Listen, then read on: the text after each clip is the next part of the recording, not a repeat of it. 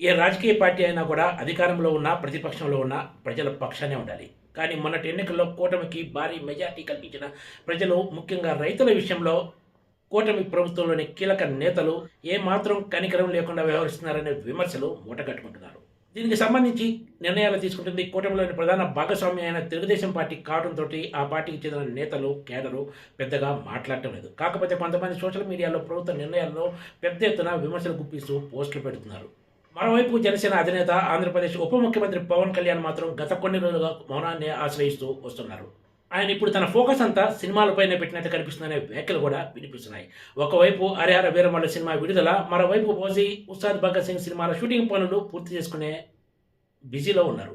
ఒకవైపు కరేడు రైతులు ఇండుసోల్ ఫ్యాక్టరీకి వ్యతిరేకంగా, మరోవైపు అమరావతి విస్తరణ ప్రాజెక్టుకు వ్యతిరేకంగా ఆ ప్రాంత రైతులు ఆర్తనాదాలు చేస్తున్నా ఇవేమీ కూడా పవన్ కళ్యాణ్ దగ్గరికి చేరటం లేదు. వీటిని ఆయన ఏమాత్రం పట్టించుకున్న దాఖలాలు లేవనే చర్చ కూడా సాగుతోంది. పవన్ కళ్యాణ్ కూడా ఇప్పుడు అచ్చం చంద్రబాబు నాయుడు బాటలోనే వ్యవహరిస్తున్నారనే విమర్శలు ఎదుర్కొంటున్నారు. ప్రతిపక్షంలో ఉన్నప్పుడు ఒకటి, అధికారంలో ఉన్నప్పుడు మరొకటి అన్న చందంగా వ్యవహరిస్తున్నారు. రాజధాని అమరావతికి 33,000 ఎకరాల భూమిని సేకరించడాన్నే అప్పట్లో ఆయన తీవ్రంగా వ్యతిరేకించిన సంగతి తెలిసిందే. ఇప్పుడు ఏకంగా విస్తరణ ప్రాజెక్టు కోసం 42,000 ఎకరాల భూమిని సమీకరించాలని కేబినెట్లో నిర్ణయం తీసుకున్న సంగతి తెలిసిందే.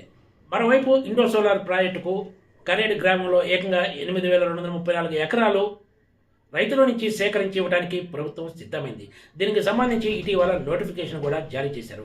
ఈ భూసేకరణను అక్కడి రైతులు తీవ్రంగా వ్యతిరేకిస్తూ ఉద్యమ బాట పడుతున్నారు. అయినా సరే ఈ మొత్తం వ్యవహారంపై ఎక్కడా పవన్ కళ్యాణ్ నోరు మెదపడం లేదు. ఒకప్పుడు నారా లోకేష్ ఇదే ఇండుసోల్ కంపెనీని ఫేక్ అంటూ అభివర్ణించారు. ఇప్పుడు ఆయన కూడా దీనిపై మౌనాన్నే ఆశ్రయిస్తున్నారు. అంటే అటు పవన్ కళ్యాణ్, ఇటు నారా లోకేష్లు అయినా కూడా ప్రతిపక్షంలో ఉన్నప్పుడు ఒకటి మాట్లాడి అధికారంలోకి వచ్చాక అందుకు భిన్నంగా వ్యవహరిస్తూ వస్తున్నారు. అమరావతి విస్తరణ ప్రాజెక్టు కోసం, ఇండోసోల్ కంపెనీ కోసం రైతులు ఏమనుకుంటున్నా పర్లేదు, తమ పని తాము చేసుకోవాలన్నట్లు ప్రభుత్వం వ్యవహరిస్తోంది. అమరావతి విస్తరణ ప్రాజెక్టుకు సమీకరణలో భాగంగా భూములు ఇవ్వడానికి కొంతమంది రైతులు అంగీకరిస్తున్నా అంతే స్థాయిలో తమ భూమిని ఇవ్వడానికి చాలామంది వ్యతిరేకిస్తారు. మళ్ళీ జగన్మోహన్ రెడ్డి రాడని గ్యారంటీ ఏంటంటూ వాళ్ళు ప్రశ్నిస్తున్నారు. ఎందుకంటే గత 5 ఏళ్ల కాలంలో జగన్ హయాంలో అమరావతి పూర్తిగా పక్కన పడిపోయిన సంగతి తెలిసిందే. తొలిదశ అమరావతి కోసం భూములు ఇచ్చిన రైతులకే ఇప్పటికీ ఇంకా పూర్తి స్థాయిలో న్యాయం జరగలేదని, అలాంటిది తాము ఇప్పుడు విస్తరణ ప్రాజెక్టు కోసం భూములు ఇస్తే ఇరుక్కోవడం తథ్యమనే ఆందోళన కొంతమంది రైతుల్లో వ్యక్తమవుతోంది. కాకపోతే రాజధాని అమరావతికి భూములు ఇచ్చిన రైతుల విషయంలో కొంత సెంటిమెంట్ అన్నా ఉన్నది. ఇప్పుడు విస్తరణ ప్రాజెక్టు విషయంలో అది కూడా ఉండదని చెప్పొచ్చు. రాజధాని కోసం రైతుల నుంచి 33,000 ఎకరాలు సమీకరించడమే చాలా ఎక్కువని విమర్శలు ఉన్న తరుణంలో విస్తరణ ప్రాజెక్టు కోసం ఏకంగా 42,000 ఎకరాలు తీసుకోవాలని నిర్ణయించడమే విచిత్రం.